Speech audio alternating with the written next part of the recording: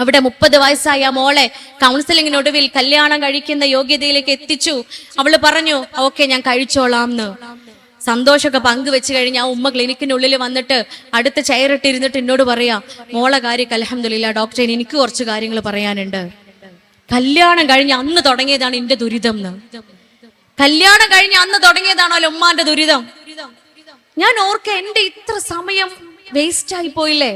ആ കുട്ടിയെ കൗൺസിൽ ചെയ്യാൻ ഞാൻ ഉപയോഗിച്ച സമയമാണ് നഷ്ടപ്പെട്ടത്. എന്തുകൊണ്ട് ആ കുട്ടി വിവാഹം കഴിക്കേണ്ട എന്ന തീരുമാനത്തിലെത്തി? പ്രിയപ്പെട്ടവരെ, പണ്ടത്തെ കാലമല്ല. പണ്ടൊക്കെ നമുക്കുള്ളിൽ വരുന്നൊരു ചോദ്യം അതായിരിക്കും, നമ്മളെ വല്യമ്മയും വല്യപ്പൊക്കെ ഇപ്പൊ തല്ലുകൂടിയിട്ടില്ലേ ഇല്ലേ? ചട്ടിയും കലമൊക്കെ ആകുമ്പോ തട്ടിയും മുട്ടിയൊക്കെ ഇരിക്കൂലേ? ചട്ടിയും കലവും ആകുമ്പോ തട്ടി മുട്ടിയൊക്കെ ഇരിക്കും. പക്ഷെ പണ്ടത്തെ ചട്ടിയും കലവും തട്ടി മുട്ടി ഇരുന്നാലും മക്കളാകുന്ന അരി ആ ചട്ടിയിൽ വേവുമായിരുന്നു. ഇന്നത്തെ ചട്ടിയും കലവും തട്ടി മുട്ടി ഇരുന്നാലേ നീട്ടി പറമ്പ് കെറിയാനേ പറ്റുള്ളൂ. അതില് കുട്ടികള് വേവൂല. കാരണം പുറത്ത് വിവാഹേതര ബന്ധങ്ങൾ ഇഷ്ടം പോലെയാ. നമ്മളെ മക്കളെ ഒരിക്കലും ഉപദേശം, ഒരിക്കലും ഗുണദോഷം നമ്മൾ നിർത്താൻ പാടില്ല. ഉപദേശം ചെയ്തുകൊണ്ടേ ഇരിക്കണം. 18 വയസ്സ് വരെ വാപ്പ പള്ളിയിൽ പോയി കാണിച്ചു കൊടുത്തില്ലേ? ഓന് 18ആയി, ഇഞ്ഞോന് നീക്കാണ്ടിക്ക് എന്തെങ്കിലും ആവട്ടെ എന്നല്ല, എന്തെങ്കിലും ആവട്ടെ എന്നല്ല, തട്ടി വിളിക്കണം. അവനെ ഉണർത്തി പള്ളിയിലേക്ക് കൊണ്ടുപോകാനുള്ള ബാധ്യത ഉമ്മാക്കും ഉപ്പാക്കും തീരണില്ല. നിങ്ങൾ ആലോചിച്ച് നോക്കൂ. അതുകൊണ്ട് മാത്രം, ഇത് മാത്രമാണ് പ്രിയപ്പെട്ടവരെ പരിഹാരം. കാരണം കാലഘട്ടം വല്ലാത്തൊരു കാലമാണ്. ദീനില്ലാതെ, അള്ളാഹുവിനെ പഠിപ്പിച്ചു കൊടുക്കാതെ, അള്ളാഹുവിന്റെ സ്വർഗത്തിന്റെ മനോഹാരിതയെ പഠിപ്പിച്ചു കൊടുക്കാതെ, നരക ശിക്ഷയുടെ കാഠിന്യത്തെ പഠിപ്പിച്ചു കൊടുക്കാതെ മക്കളെ ഈ ഹറാമായ കാര്യങ്ങളിൽ നിന്ന് നമുക്ക് മാറ്റി നിർത്താൻ സാധിക്കില്ല. കാരണം അവർക്ക് ഇതൊന്നും ഹറാമല്ല. അവരുടെ ഐഡിയോളജി എന്താ? അവരുടെ മതം എന്താ? അവരുടെ ലക്ഷ്യം എന്താ? അത് ഇസ്ലാമോ സ്വർഗമോ അല്ല പ്രിയപ്പെട്ടവരെ. അവിടെ യുക്തിവാദമാണ്. കാരണം യുക്തിവാദത്തെ കൊണ്ടുവന്നാൽ മാത്രമേ വ്യക്തിവാദത്തിലേക്ക് എത്താൻ സാധിക്കുകയുള്ളൂ. വ്യക്തിവാദം എന്ന് പറഞ്ഞാൽ individuality, my life my choice. എന്റെ ലൈഫ് എന്റെ തീരുമാനമാണ്, എന്റെ ചോയ്സ് ആണ്. ഞാൻ എനിക്ക് ഇഷ്ടമുള്ളത് ഉപയോഗിക്കും. എന്റെ ക്ലിനിക്കിൽ ഞാൻ പലപ്പോഴും കേട്ട് തഴമ്പിച്ച വാക്കുകളാ ഇതൊക്കെ. ഡോക്ടറെ, ഞാൻ എനിക്ക് ഇഷ്ടമുള്ള പോലെ ജീവിച്ചോട്ടെ, ഞാൻ എനിക്ക് ഇഷ്ടമുള്ളത് ഉപയോഗിക്കും. ഞാൻ ചിലപ്പോ കല്യാണം കഴിക്കും, ഞാൻ ചിലപ്പോ കല്യാണം കഴിക്കൂല. ഞാൻ ചിലപ്പോ ലിവിങ് ടുഗദർ ആയിരിക്കും, ഞാൻ ചിലപ്പോ ഡേറ്റിങ്ങിന് പോകും. ഞാൻ ചിലപ്പോ സിഗ്മയാകും, ഞാൻ ചിലപ്പോ മാനോസ്ഫിയർ ആകും. ഞാൻ ചിലപ്പോ ലെസ്ബിയനോ ഗേയോ ആയി മാറും. ഞാൻ ചിലപ്പോ ഹോമോസെക്ഷലോ ബൈസെക്ഷലോ ആയി മാറും.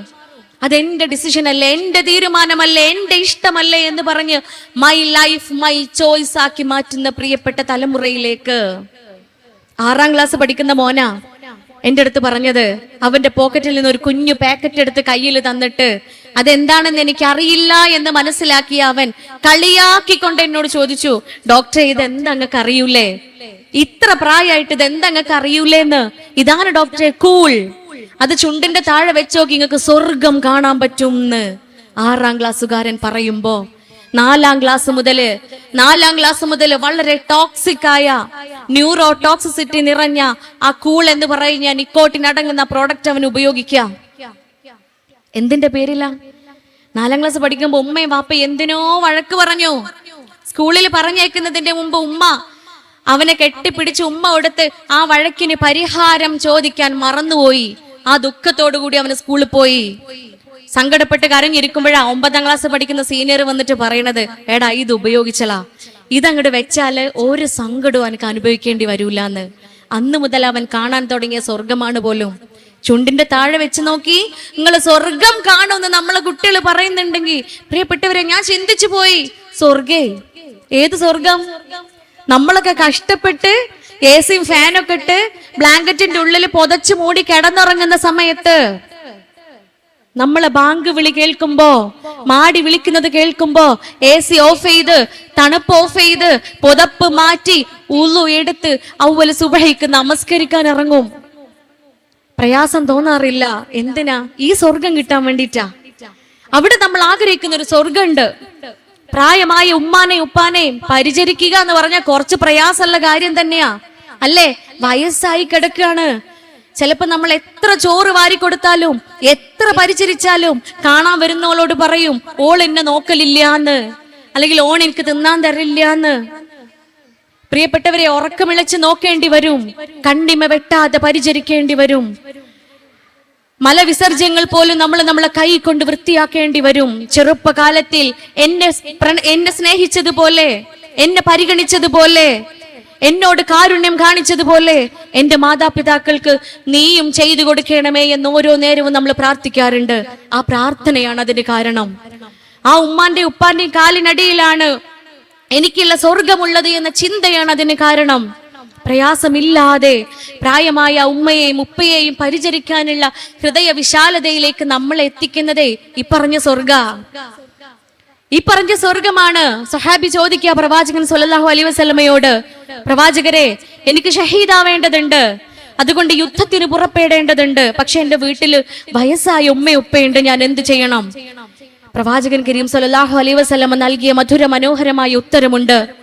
യുദ്ധത്തിന് പുറപ്പെട്ട് അവിടെ വെച്ച് മരണപ്പെട്ട് ഷഹീദിന്റെ പുണ്യം ലഭിക്കുന്നതിനേക്കാൾ നിനക്ക് പുണ്യം ലഭിക്കുക പ്രായമായ നിന്റെ ഉമ്മയെയും ഉപ്പയെയും പരിചരിക്കുന്നതിനാണ് എന്ന്. അതാണ് പ്രിയപ്പെട്ടവരെ ഉമ്മ ഉപ്പ.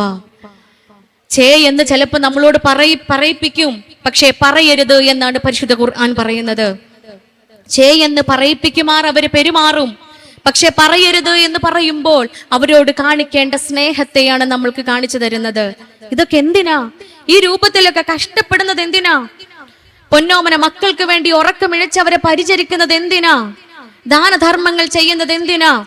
സമൂഹത്തിന് വേണ്ടി നമ്മുടെ ബാധ്യതകൾ നിറവേറ്റുന്നത് എന്തിനാ? നല്ല വാക്കുകൾ പഠിപ്പിച്ച് കൊടുക്കുന്നത് എന്തിനാ? ഇതിനൊക്കെ ഒരു ലക്ഷ്യമുണ്ട്.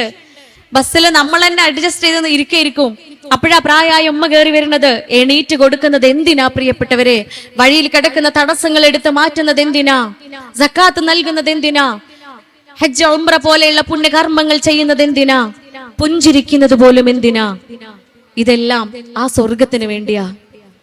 നമ്മൾ ആഗ്രഹിക്കുന്ന, എന്നും നിലനിൽക്കുന്ന എറ്റേണലായ ആ സ്വർഗത്തിന് വേണ്ടിയുള്ള പ്രയത്നമാണ്. അപ്പോഴാ നമ്മളെ കുട്ടികള് 5ലും 6ലും പഠിക്കണ 10ഉം 12ഉം 13ഉം 14ഉം 18ഉം വയസ്സായ നമ്മളെ മക്കള് പറയണത്, ഡോക്ടറെ നിങ്ങൾക്ക് സ്വർഗം കാണാൻ പറ്റുംന്ന്. ഇതെന്തുകൊണ്ടാ? നേരത്തെ പറഞ്ഞ സ്വർഗത്തെ കുറിച്ച് അവർക്ക് അറിയില്ല. നേരത്തെ പറഞ്ഞ സ്വർഗത്തെ കുറിച്ച് നമ്മൾ പഠിപ്പിച്ചു കൊടുത്തിട്ടില്ല.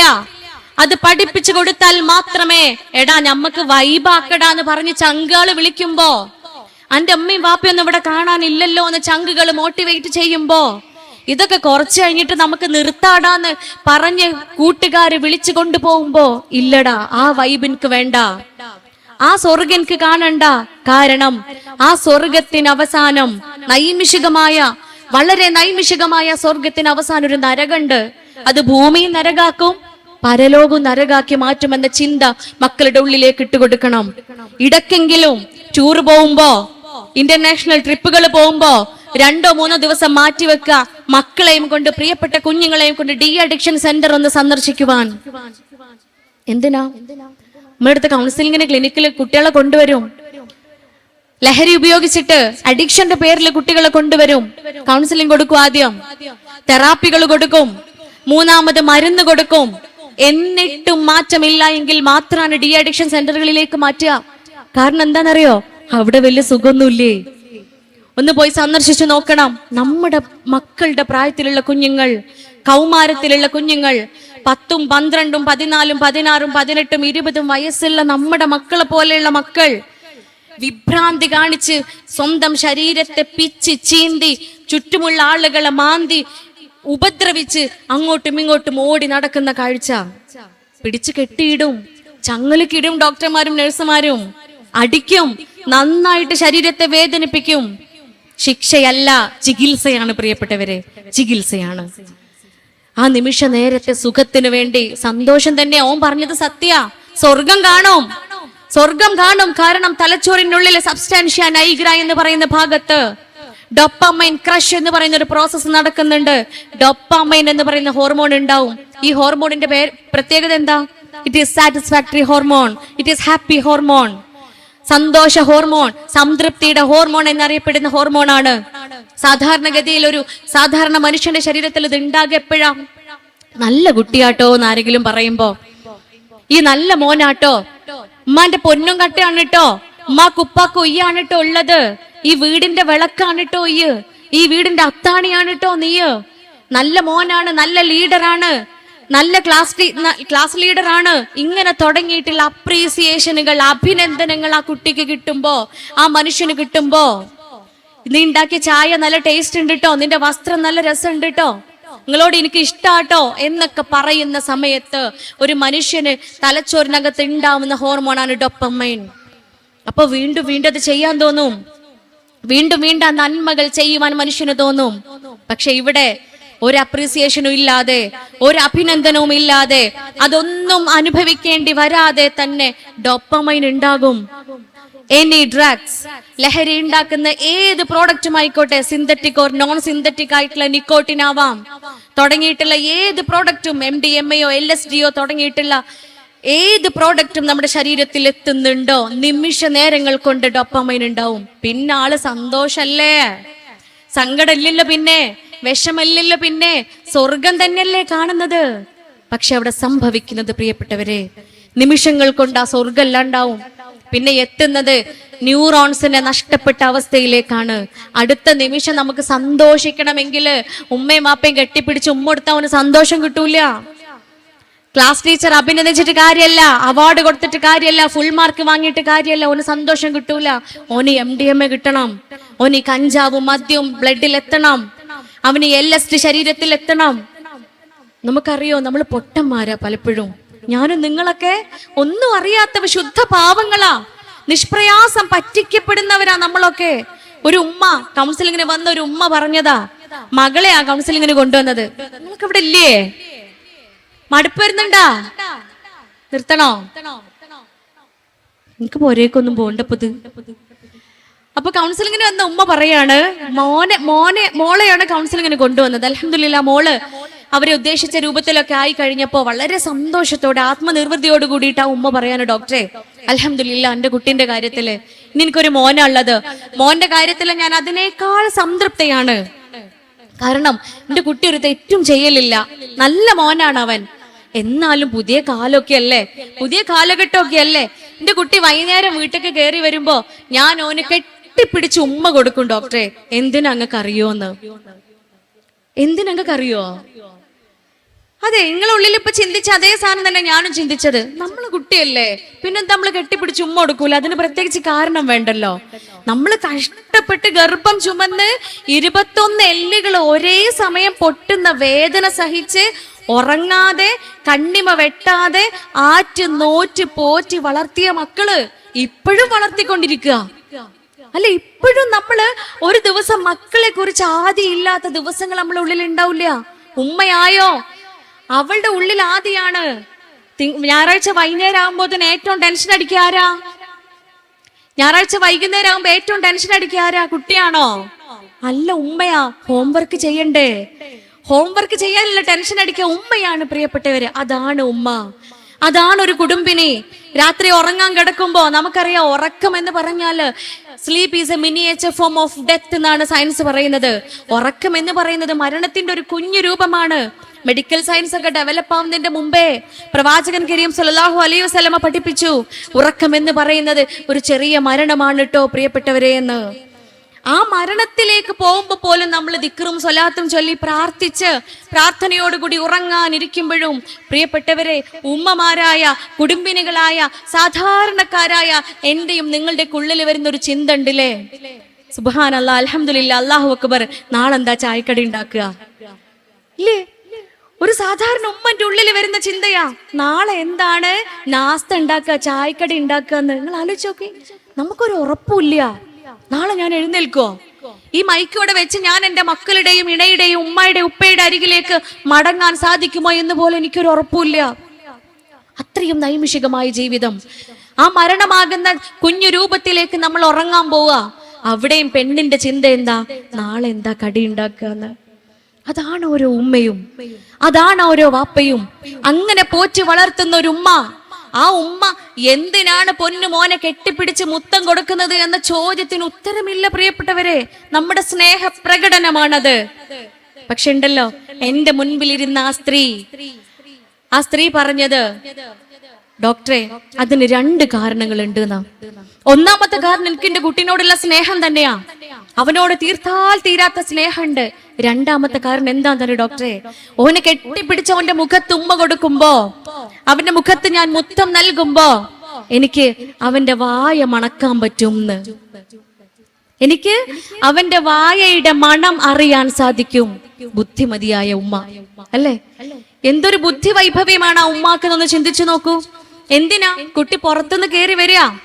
പലരുടെയും കൂടെ കൂട്ടുകൂടി കയറി വരികയാണ്. പലരും ഉണ്ടാവും അവനെ വഴി പിഴപ്പിക്കാൻ. പല രൂപത്തിലും പല ഭാവത്തിലും ചതിക്കുഴികൾ അവനെ തേടി വരും, അവനെ ആകൃഷ്ടനാക്കി കൊണ്ടുപോകും. അതുകൊണ്ട് എന്റെ കുട്ടി എന്തെങ്കിലും കഴിച്ചിട്ടുണ്ടോ, എന്തെങ്കിലും ഉപയോഗിച്ചിട്ടുണ്ടോ എന്ന മണത്തിലൂടെ മനസ്സിലാക്കാൻ വേണ്ടിയിട്ടാ ബുദ്ധിമതിയായ ആ ഉമ്മ, അതിനുകൂടി വേണ്ടിയിട്ടാണ് ആ കുഞ്ഞിന് കെട്ടിപ്പിടിച്ച് ഉമ്മ കൊടുക്കുന്നത്. എന്നിട്ടാ ഉമ്മ പറയാ, പക്ഷെ എനിക്ക് അൽഹംദുലില്ലാ ഡോക്ടറെ, എന്റെ കുട്ടിന്റെ വായ ഇതുവരെ എനിക്ക് മണത്തിട്ടുള്ളത് ഒന്നെങ്കിൽ ചോക്ലേറ്റ് അല്ലെങ്കിൽ സ്ട്രോബെറി. സ്ട്രോബെറിയോ ചോക്ലേറ്റോ അല്ലാതെ ഒന്നിന്റെ മണവും എനിക്ക് എന്റെ കുട്ടിയുടെ വായ്ക്ക് കിട്ടിയിട്ടില്ല എന്ന്. ആ ഇത്തായെ ചേർത്ത് പിടിച്ചിട്ട് ഞാൻ പറഞ്ഞു, അടുത്ത തവണ വരുമ്പോ നിങ്ങളെ മോനെയും കൂടെ ഒന്ന് കൊണ്ടുവരണം എന്ന്. എന്തിനാ കൊണ്ടുവരാൻ പറഞ്ഞത്? ഈ ഉമ്മയുടെ വിചാരം നമ്മെ പോലെയുള്ള നിഷ്കരുണം പറ്റിക്കാൻ സാധിക്കുന്ന പൊട്ടക്കിണറിലെ തവളയാണെന്ന് വിചാരിച്ചിരിക്കുന്ന ആ പാവപ്പെട്ട ഉമ്മയെയും ഈ കുട്ടി പറ്റിക്കുകയായിരുന്നു. കാരണം ആ ഉമ്മാക്ക് അറിയില്ലായിരുന്നു സ്ട്രോബെറിന്റെയും ചോക്ലേറ്റിന്റെ ഒക്കെ മണത്തിലും ഫ്ലേവറിലും ഉള്ള ഡ്രഗ്സ് ഇന്ന് അവൈലബിൾ ആണ് എന്ന്. ആ ഉമ്മാക്ക് അറിയില്ലായിരുന്നു പണ്ടത്തെ പോലെ കള്ളിന്റെയും സിഗരറ്റിന്റെയും കഞ്ചാവിന്റെയും മണമൊന്നും ഇപ്പൊ ഇല്ല എന്ന ഉമ്മാക്ക് അറിയില്ലായിരുന്നു. ഉമ്മ നോക്കിക്ക, എന്റെ കുട്ടി ആടി വരുന്നുണ്ടോ? ഉമ്മ നോക്കിക്ക, എന്റെ കുട്ടിന്റെ കണ്ണിന് ചുമന്ന കളറുണ്ടോ? ഉമ്മ നോക്കിക്ക, എന്റെ കുട്ടീനെ ഇതൊക്കെ മണക്കുന്നുണ്ടോന്ന്. പ്രിയപ്പെട്ടവരെ, ആ ഉമ്മയും ഞാനും നിങ്ങളൊക്കെ മനസ്സിലാക്കണം, സ്മെല്ലും മണവും ലക്ഷണങ്ങളും സിംറ്റംസും സയൻസും ഒന്നും ഇപ്പോഴത്തെ ഡ്രഗ്സിനില്ല, ഇപ്പോഴത്തെ ലഹരി പദാർത്ഥങ്ങൾക്കില്ല. സ്ട്രോബെറിന്റെയും ചോക്ലേറ്റിന്റെ ഒക്കെ മണത്തിലും രുചിയിലും ഫ്ലേവറിലും ഉള്ള നിക്കോട്ടിൻ പോലെയുള്ള ഡ്രഗ്സ്, ലഹരി ഉണ്ടാക്കുന്ന പദാർത്ഥങ്ങൾ നമ്മുടെ സമൂഹത്തില്, നമ്മുടെ നാട്ടില്, നമ്മുടെയൊക്കെ മുറ്റത്ത് ഇഷ്ടം പോലെ ഉണ്ട്. അതൊക്കെയാണ് നമ്മളെ കുഞ്ഞുങ്ങൾ ഉപയോഗിക്കുന്നത്. ദൗർഭാഗ്യം എന്ന് പറയട്ടെ, ആ കുട്ടി വന്നു, കഴിഞ്ഞ 3 വർഷമായിട്ട് ആ കുട്ടി സ്ഥിരമായിട്ട് ലഹരി ഉപയോഗിക്കുന്നുണ്ടെന്ന് മനസ്സിലായി. പറഞ്ഞു വന്നത്, ഇത്തരം അനുഭവങ്ങളൊക്കെ പറഞ്ഞു തരുന്നത് ഞാനും നിങ്ങളും ഉണരേണ്ടതുണ്ട്. നമ്മളൊന്നും കളിച്ചിരി തമാശകളല്ല പാരന്റിങ് എന്ന് പറയുന്നത്, രക്ഷാകർതൃത്വം എന്ന് പറയുന്നത്. മക്കളുടെ ഓരോ മാറ്റങ്ങളും അപ്ഡേറ്റഡ് ആവേണ്ടതുണ്ട്. നമ്മൾ ഔട്ട്ഡേറ്റഡാ. കുട്ടികളാണെങ്കിലോ സ്പീഡ് ലോഡാണ് അവര്. നമ്മൾ കുറച്ച് ആക്സലേഷൻ ഒക്കെ കൊടുത്ത് ഓലെ മുന്നിലോടേണ്ടതുണ്ട്. അതുകൊണ്ട് ഇതിനെ കുറിച്ചെല്ലാം അറിയുന്ന മാതാപിതാക്കളായി മാറണം. കച്ചറയും പിച്ചറയും നായാട്ടൊക്കെ നിർത്താനായി എന്നർത്ഥം. പൊരയിൽ ഉമ്മയും വാപ്പയും തമ്മിലേ അങ്ങോട്ടും ഇങ്ങോട്ടും ഒന്നും പറഞ്ഞ് കുറ്റവും പറച്ചിലും പരാതികളൊക്കെ നിർത്തി മക്കളിലേക്ക് ശ്രദ്ധ കേന്ദ്രീകരിക്കാനുള്ള സമയമായിട്ടുണ്ട്. അല്ലെങ്കിൽ തന്നെ പുറത്ത് ഇങ്ങനത്തെ ചതിക്കുഴികളാ, അല്ലെങ്കിൽ തന്നെ പുറത്ത് ഇത്തരം പ്രശ്നങ്ങളാ. അതിനിടയില് വീട്ടിലേക്ക് വരുമ്പോ സ്വസ്ഥതയും സമാധാനവും ഇല്ലാത്ത അവസ്ഥയാണ് ആ കുട്ടിക്ക് ഉള്ളത് എങ്കിലോ എങ്ങനെയാ ചതിക്കുഴിയിൽ പെട്ടുപോവാതിരിക്കുക? എങ്ങനെയാ ചതിക്കുഴിയിൽ ആഴ്ന്നു പോവാതിരിക്കുക? നിങ്ങൾ ആലോചിച്ച് നോക്കൂ, ആത്മഹത്യ ചെയ്ത മകൻ മിഹിർ, അവന്റെ പിറകിൽ അവന് സിംഗിൾ പാരന്റിങ് അനുഭവിച്ച ആളാ. ഉമ്മ മാത്രമാണ് അവനെ വളർത്തിയത്. ഒരു വാപ്പ ഇല്ല, വാപ്പ ഡൈവേഴ്സ് ചെയ്തിട്ടുണ്ട് ഉമ്മാനെ. ഉമ്മയും വാപ്പയും പിരിഞ്ഞിട്ടുണ്ട്. ആ ഒരു കുട്ടിയുടെ മാനസികാവസ്ഥ നിങ്ങൾ മനസ്സിലാക്കേണ്ടതുണ്ട്. ഉമ്മാക്കും വാപ്പാക്കും പിരിയാൻ എളുപ്പാ. എസ്പെഷ്യലി പുതിയ കാലഘട്ടത്തിൽ വസ്ത്രം മാറുന്ന പോലെയാ തൊലാഖ് എന്ന് പറയുന്നത്, ഡിവോഴ്സ് എന്ന് പറയുന്നത്. പിന്നെ ഡിവോഴ്സ് ആഘോഷിക്കുകയാണ് അല്ലെ? കേക്ക് കട്ട് ചെയ്ത് ആഘോഷിക്കാണ് ഡിവോഴ്സ്. അവിടെ ഒരു കുഞ്ഞുണ്ട്, ആ കുഞ്ഞിന്റെ ബാധ്യത, ആ കുഞ്ഞിന്റെ പാരന്റിങ്, ഇതിനെ കുറിച്ചൊന്നും ചിന്തിക്കുന്നില്ല. നേരത്തെ പറഞ്ഞു, മനുഷ്യനെ മനുഷ്യനാക്കി മാറ്റുന്നത് ആ കുട്ടിയുടെ ചുറ്റുപാടാണ്. അതുകൊണ്ട് എന്റെ വീട്ടിൽ എന്റെ കുഞ്ഞ് വളർന്നു വരുമ്പോൾ ഏറ്റവും നല്ലത് മാത്രം കേൾക്കേണ്ടതുണ്ട്, ഏറ്റവും നല്ലത് മാത്രം അനുഭവിക്കേണ്ടതുണ്ട്. അതിന് ഉത്തമമായ മാതൃക നമ്മുടെ ഇസ്ലാം നമുക്ക് നൽകുന്നുണ്ട്. പ്രിയപ്പെട്ടവരെ, ഹബീബ് കരീം സല്ലല്ലാഹു അലൈഹി വസല്ലമയുടെ മധുര മനോഹരമായ ജീവിതം, അതാണ് നമുക്ക് മുൻപിലുള്ള മാതൃക. പിണക്കങ്ങൾക്കൊടുവിൽ നിങ്ങളിൽ ആരാണോ ആദ്യം ഇണങ്ങുന്നത് അയാളാണ് നിങ്ങളിൽ ഏറ്റവും ഉത്തമൻ എന്ന് പറയുമ്പോ ആദ്യം മൂപ്പര് മുണ്ടട്ടെ എന്ന് പറഞ്ഞ് കുയിന്ത് കാട്ടിയിരിക്കല്ല. ആദ്യം ഓള് മിണ്ടട്ടെ എന്നും പറഞ്ഞ് പിണക്കം മാറ്റാതെ വാശി പിടിച്ചു നിൽക്കുന്ന പുരുഷന്മാരും സ്ത്രീകളും അല്ല ഇസ്ലാമിലെ റോൾ മോഡൽസ്. ഞാൻ ആദ്യം മിണ്ടണം, എനിക്കാദ്യം പിണക്കം മാറ്റണം, എന്നിട്ട് ആ കൂലി എനിക്ക് കിട്ടണം. ആ വാശിയാണ് നമുക്കിടയിൽ ഉണ്ടാവേണ്ടത്. പിണക്കങ്ങളും കലഹങ്ങളും അല്ലെങ്കിൽ അസ്വാരസ്യങ്ങളും റോട്ടിലല്ല, പിണക്കങ്ങൾ ഉണ്ടെങ്കിൽ തന്നെ അത് റൂമിൽ അവസാനിപ്പിക്കുക, നമ്മുടെ സ്വകാര്യതകളിൽ അവസാനിപ്പിക്കുക. കൗമാരക്കാരെ നിരന്തരം ചികിത്സിക്കുന്ന ഒരു ഡോക്ടറാണ് ഞാന്.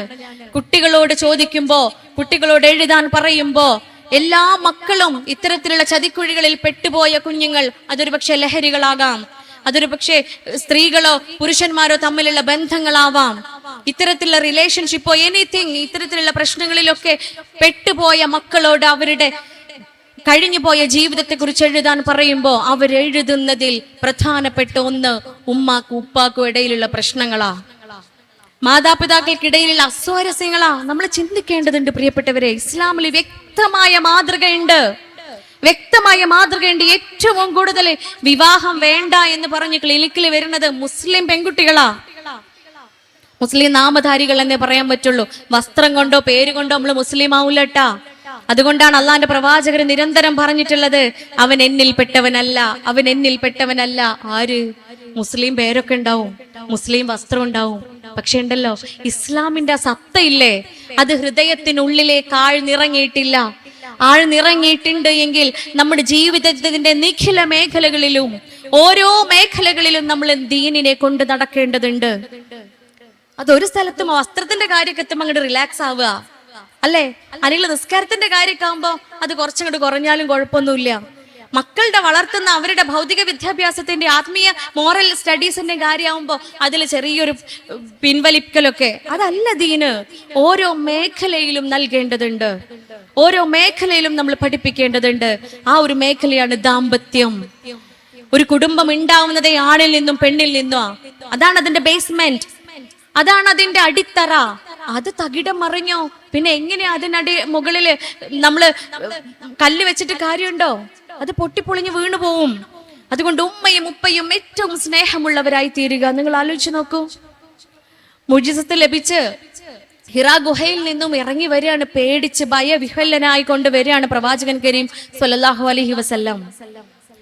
പനിച്ച് വിറച്ചോടി വരുമ്പോ താഴ്വരയിൽ ഇഷ്ടം പോലെ തന്നെ സ്നേഹിക്കുന്ന ആളുകളുണ്ട്. അൽ അമീനാണ്, വിശ്വസ്തനാണ്. തനിക്ക് ഏറ്റവും പ്രിയപ്പെട്ട ഒരുപാട് ആളുകൾ ഉണ്ടായിട്ട് പോലും ഇറങ്ങി ചെന്നത് എങ്ങോട്ടാ? തന്നേക്കാൾ 15 വയസ്സ് കൂടുതലുള്ള തന്റെ പ്രിയപ്പെട്ട ഇണയായ ഖദീജ ബീവി റളിയല്ലാഹു അൻഹയുടെ അരികിലേക്കാ.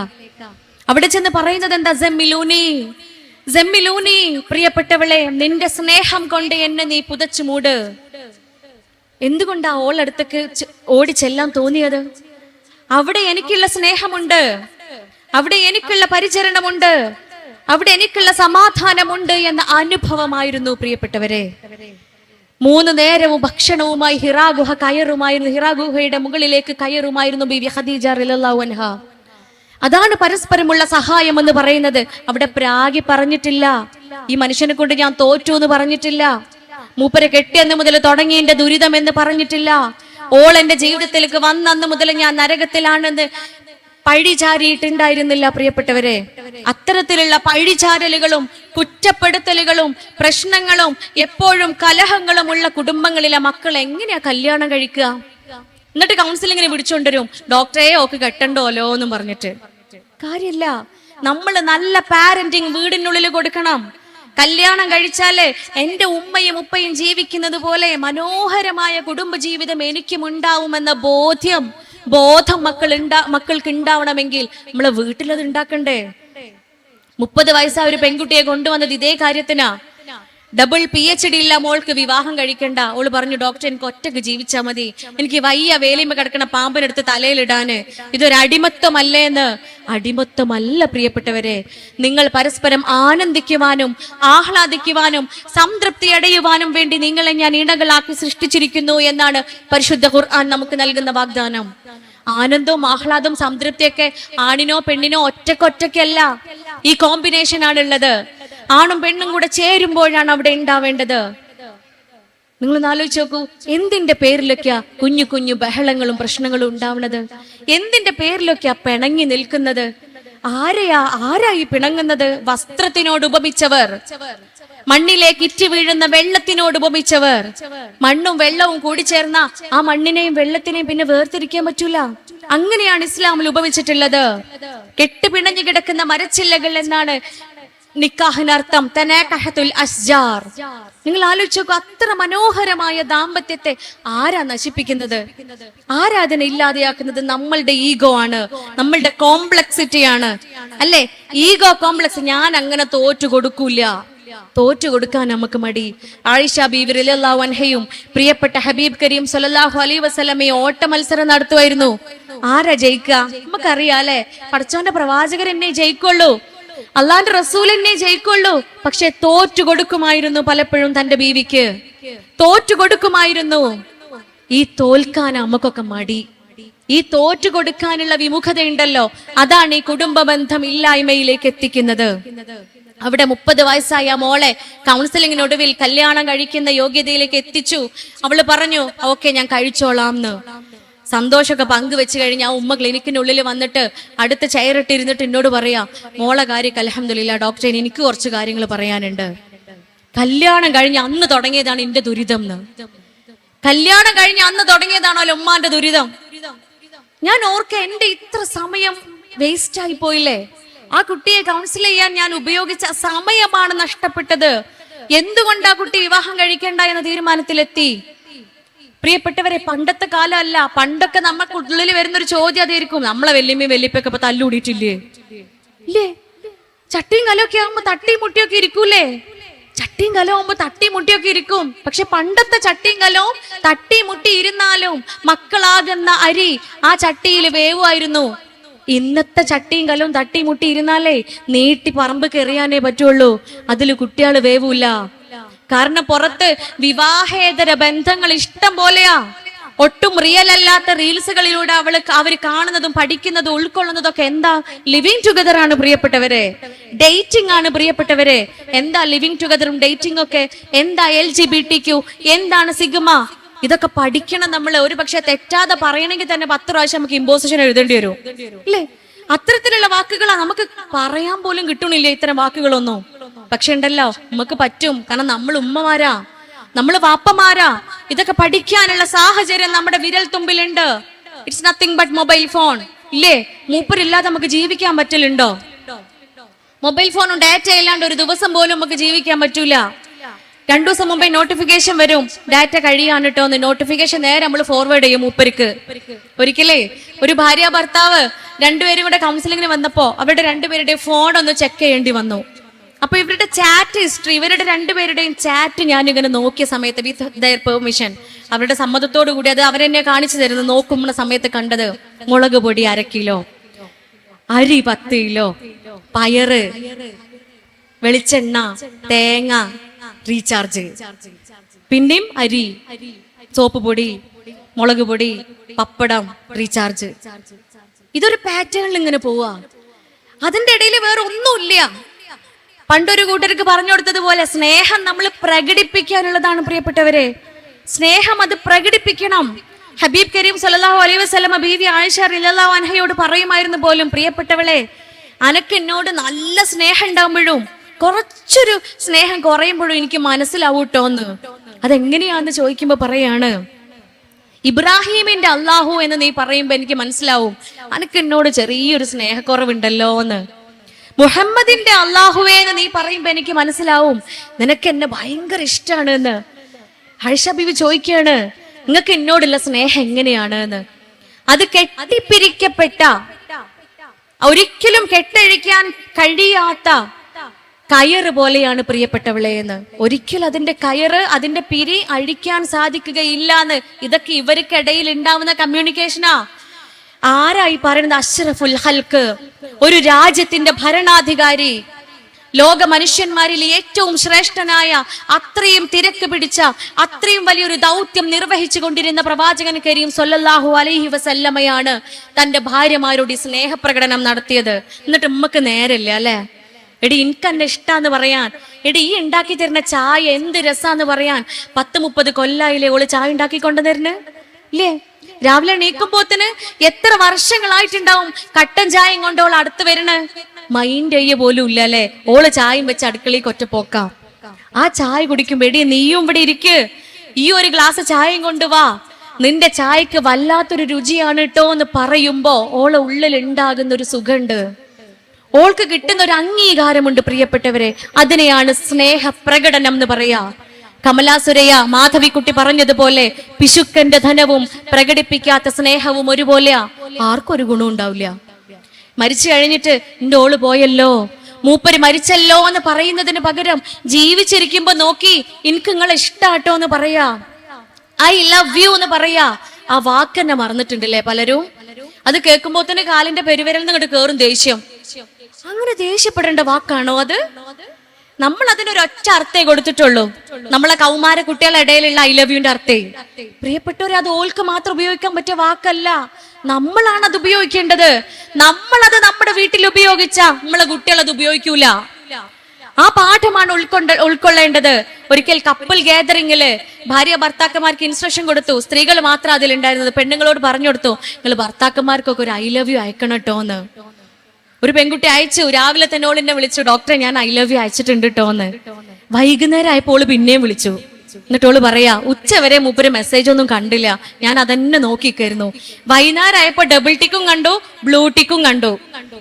രാത്രി വന്നപ്പോ മൂപ്പര് പറയാത്രേ, റിപ്ലൈ ഒന്നും കാണാതിരുന്നപ്പോ ഭയങ്കര സങ്കടം.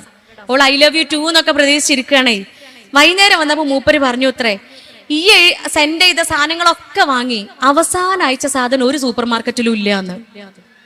അവസാനം അയച്ചത് എന്താ? ഐ ലവ് യു വല്ല സൂപ്പർ മാർക്കറ്റിലും കിട്ടുമോ പ്രിയപ്പെട്ടവരെ? അത് ഓളെ കൽബിന്റെ ഉള്ളിലല്ലേ. അത് പ്രകടിപ്പിക്കാൻ പോലും മറന്നു പോയിരിക്കുന്നു, ആ വാക്ക് പോലും മറന്നു പോയിരിക്കുന്നു. അതുകൊണ്ട് അതൊക്കെ ഒന്ന് പൊടി തട്ടി എടുക്കുക. അല്ലെങ്കിൽ കുട്ടികൾ ലിവിങ് ടുഗദറിന് പോകും, കുട്ടികൾ ഡേറ്റിങ്ങിന് പോകും. നമ്മളെ ടൗണുകളിലേക്കൊക്കെ ഒന്ന് ഇറങ്ങി നോക്കുക.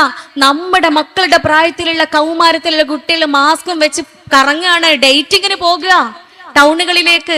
അവിടെയുള്ള ഹോട്ടൽ റൂമുകളൊക്കെ അവരെ വെയിറ്റ് ചെയ്തിരിക്കുക. പ്രിയപ്പെട്ടവരെ, കളി തമാശയല്ല, വളരെ സീരിയസ് ആയിട്ട് ഞാനും നിങ്ങളും ചിന്തിക്കേണ്ടതുണ്ട്. ഞാൻ KMCT മെഡിക്കൽ കോളേജിൽ പഠിക്കുന്ന സമയത്ത്, അന്നൊക്കെ 10 വർഷം മുമ്പേ, അന്നൊക്കെ അബോർഷൻ ചെയ്യാൻ വേണ്ടിയിട്ട് ഗൈനക്കോളജി ഡിപ്പാർട്ട്മെന്റിൽ വരാറുള്ളത് 20 വയസ്സിന് മുകളിലുള്ള പെണ്ണുങ്ങളാ. ഇന്ന് 8ാം ക്ലാസ്സിനും +2 ഇടയിലുള്ള പെൺകുട്ടികളാ അബോർഷന് വേണ്ടി വരാറ്. അതൊരു പ്രശ്നമല്ല, അതൊരു നിത്യ സംഭവമായി മാറി. ഒരു ലജ്ജയും ഇല്ലാതെ കൗൺസിലിംഗ് കഴിഞ്ഞ് പോകുമ്പോ പെൺകുട്ടികൾ വീണ്ടും തിരിച്ചു വന്നിട്ട് പറയും, ഡോക്ടർ എനിക്ക് പീരീഡ്സ് ആയിട്ടില്ല കേട്ടോന്ന്. എത്ര ലാഘവത്തോടു കൂടിയ മക്കൾ ഇത് കമ്മ്യൂണിക്കേറ്റ് ചെയ്യാന്നറിയാം നമ്മളോട്. എന്തുകൊണ്ടാ? ലജ്ജയില്ലാതെയായി. അത്തരം ഒരു കാലഘട്ടത്തിൽ മക്കൾ ജീവിക്കുമ്പോ നമ്മൾ അറിയണം എന്താണ് അരികെ എന്ന് പറഞ്ഞ ഡേറ്റിംഗ് ആപ്ലിക്കേഷൻ. നമുക്കറിയില്ല, നമ്മൾ പൊട്ടന്മാരാ, നമ്മൾ പൊട്ടക്കണ്ടുള്ള തവളകളാ. ഒരു ഉമ്മ വന്ന് പറഞ്ഞതാ, ഡോക്ടറെ എന്റെ ഫോണിൽ ഒരു ആപ്ലിക്കേഷനും ഇല്ല. ഫോൺ ചെക്ക് ചെയ്ത് നോക്കുമ്പോ ഉമ്മ കാണാതെ 4 ഇൻസ്റ്റഗ്രാം അക്കൗണ്ടും 4 ഇൻസ്റ്റഗ്രാം അക്കൗണ്ടിലൂടെ 40-ലേറെ ആളുകളോട് മക്കള് അവരുടെ മകള് ചാറ്റ് ചെയ്യുന്നുണ്ട്.